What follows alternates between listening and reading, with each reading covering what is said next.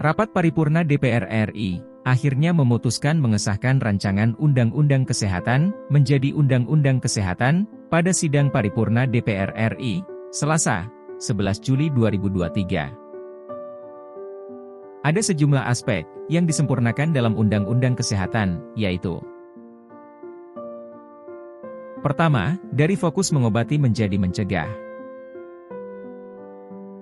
Pemerintah sepakat dengan DPR RI, pentingnya layanan primer yang mengedepankan layanan promotif dan preventif, berdasarkan siklus hidup.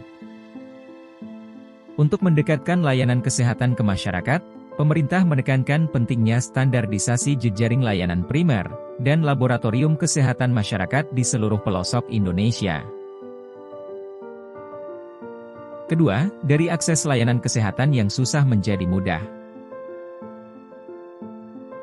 Pemerintah sepakat dengan DPR RI bahwa diperlukan penguatan pelayanan kesehatan rujukan melalui pemenuhan infrastruktur SDM, sarana prasarana, pemanfaatan telemedicine, dan pengembangan jejaring pengampuan layanan prioritas, serta layanan unggulan nasional berstandar internasional.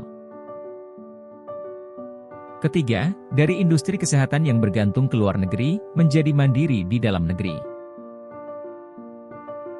Pemerintah sepakat dengan DPR RI bahwa diperlukan penguatan ketahanan kefarmasian dan alat kesehatan melalui penguatan rantai pasok dari hulu hingga hilir.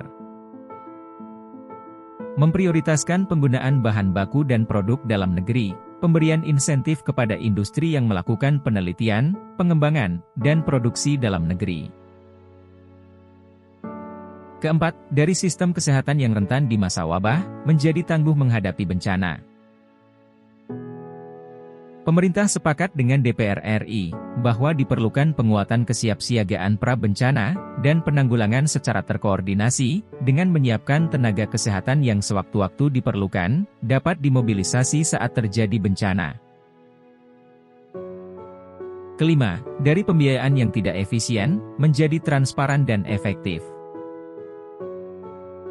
Pemerintah sepakat dengan DPR RI untuk menerapkan penganggaran berbasis kinerja. Hal ini mengacu pada program kesehatan nasional yang dituangkan dalam Rencana Induk Bidang Kesehatan yang menjadi pedoman jelas bagi pemerintah dan pemerintah daerah. Keenam, dari tenaga kesehatan yang kurang, menjadi cukup dan merata. Pemerintah sepakat dengan DPR RI bahwa diperlukan percepatan produksi dan pemerataan jumlah dokter spesialis melalui penyelenggaraan pendidikan dokter spesialis berbasis rumah sakit. Ketujuh, dari perizinan yang rumit dan lama, menjadi cepat, mudah, dan sederhana. Pemerintah sepakat dengan DPR RI bahwa diperlukan penyederhanaan proses perizinan melalui penerbitan STR yang berlaku seumur hidup, dengan kualitas yang terjaga.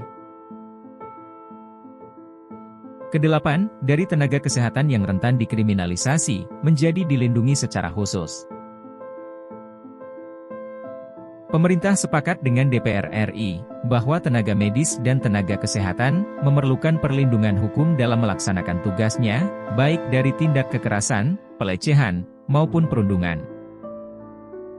Secara khusus, bagi tenaga medis yang diduga melakukan tindakan pidana dan perdata dalam pelaksanaan pelayanan kesehatan, harus melalui pemeriksaan majelis terlebih dahulu.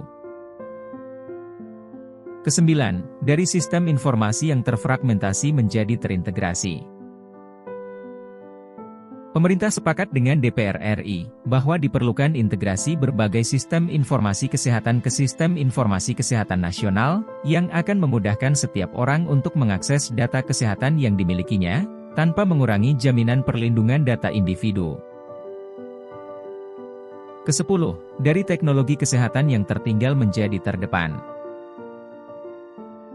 Pemerintah sepakat dengan DPR RI, perlunya akselerasi pemanfaatan teknologi biomedis untuk pelayanan kesehatan, termasuk pelayanan kedokteran presisi. Pengesahan RUU Kesehatan ini merupakan salah satu langkah dari transformasi kesehatan.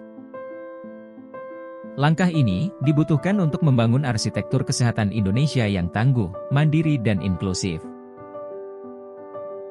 Sebelumnya, Pemerintah telah melaksanakan setidaknya 115 kali kegiatan dalam rangka meaningful participation, baik dalam bentuk forum diskusi, maupun seminar yang dihadiri 1.200 pemangku kepentingan, dan 72.000 peserta. Pemerintah sudah menerima setidaknya 6.011 masukan secara lisan dan tulisan, maupun melalui portal partisipasi sehat. Pimpinan Komisi 9 DPR RI, Emmanuel Melkiades Lakalena mengatakan, RUU tentang kesehatan bertujuan untuk meningkatkan derajat kesehatan masyarakat Indonesia.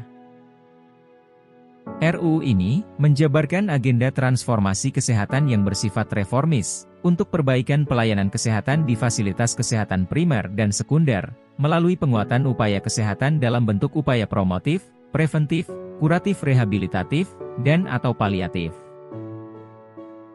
RUU Kesehatan memberikan ruang ekosistem untuk pengembangan inovasi kesehatan, serta penguatan peran kesehatan, ungkap Melki.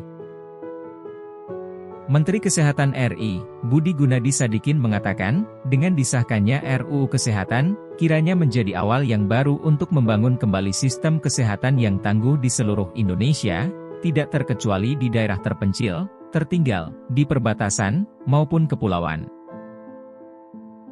Saya ingin mengajak seluruh elemen pemerintah pusat, kementerian atau lembaga, pemerintah daerah, swasta, maupun organisasi non-pemerintah, untuk ikut membangun kesehatan sampai ke pelosok negeri-negeri, ujar Budi.